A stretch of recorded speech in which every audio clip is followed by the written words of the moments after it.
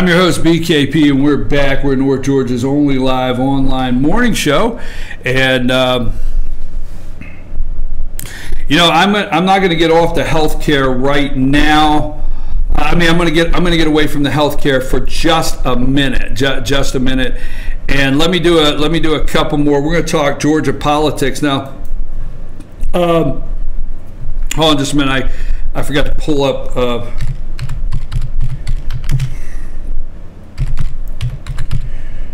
Hold on.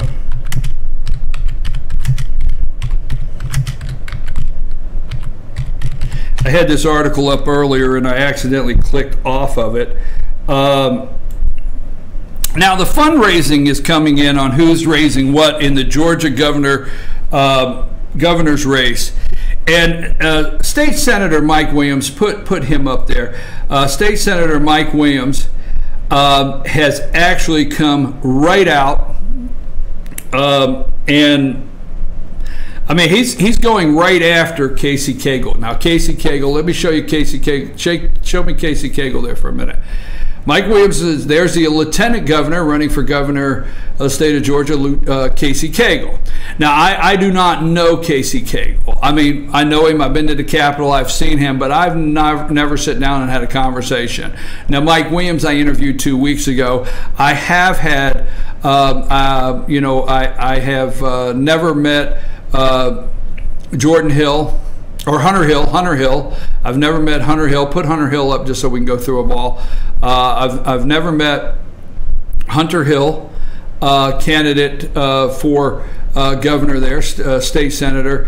And I have met Secretary of State Brian Kemp on a couple different occasions, and he has been on our show. He has interviewed with us on our show in the past concerning some things, Secretary of State. I think earlier I called Casey Cagle Lieutenant Governor, current Lieutenant Governor of Georgia. So at this time on the Republican slate, those are our four candidates. Brian Kemp, he has contacted our office, his campaign, to discuss a future interview. And then we have Casey Cagle. He's the lieutenant governor. He has not contacted this office. We've not had any communication with his campaign concerning an interview. Now, that doesn't mean it's not going to happen. The campaign's just getting started up, but we have not talked to his office. Hunter Hill, candidate there, we have talked to his office. They would like to schedule an in studio. Same with Brian Kemp interview here. So we've talked to him, and we interviewed Mike Williams the other day. So go back to Mike Williams, state senator. Now this is I don't want to say unnamed source, okay? I don't want to say this. This has been, there's articles been written on this, so I don't like using that. But supposedly, we'll go with that, at the GOP convention, state convention, Mike Williams stated that not directly from Casey Cagle, but from somebody else, he was offered to get out of the race and become chair of the State Appropriations Committee. Now that is a statement there that what I'm saying is that's not all the quotes, okay?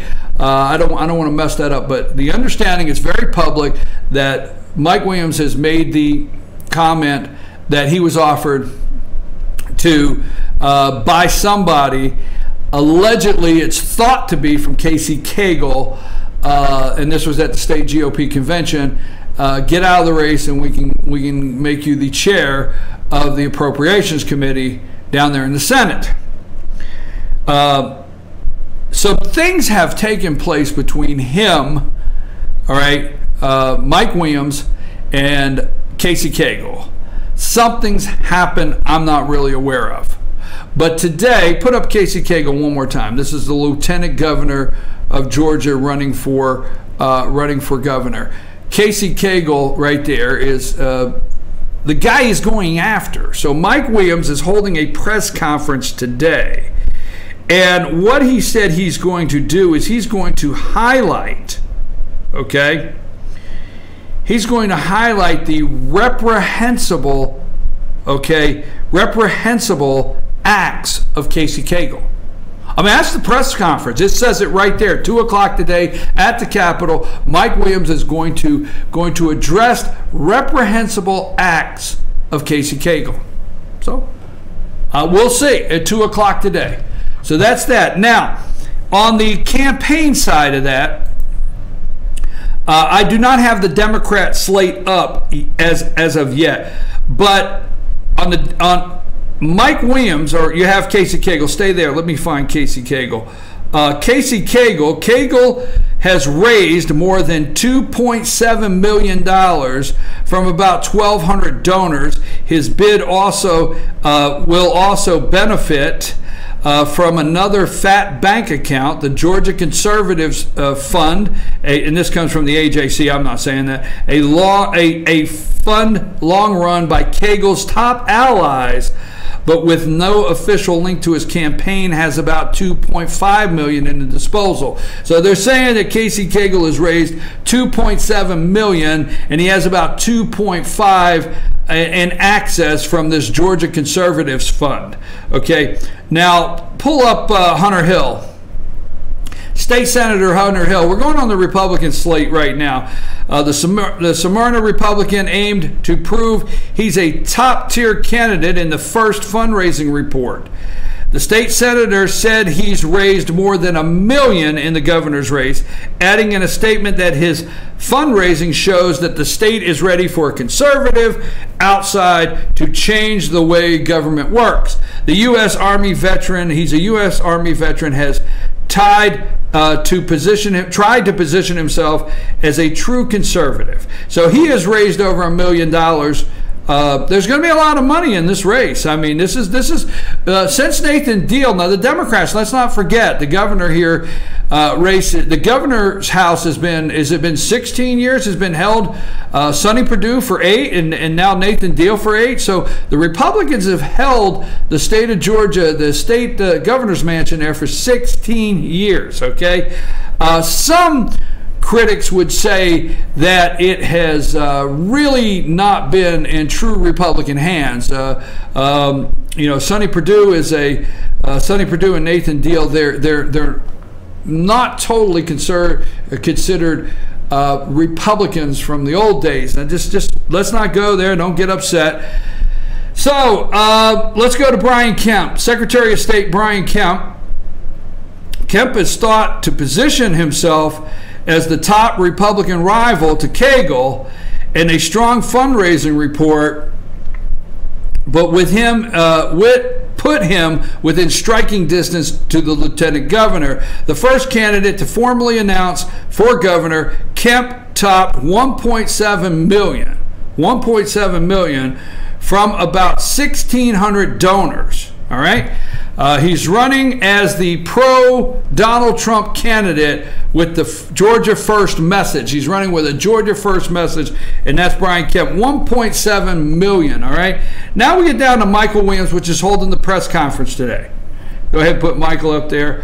Williams dipped deep into his own piggy bank, okay? Williams dipped deep into his own piggy bank to launch his campaign, loaning himself $1 million to fuel his bid for governor. The coming entrepreneur has raised roughly $50,000 in additional funds since announcing a month ago, and his campaign said the average contribution was for less than $200.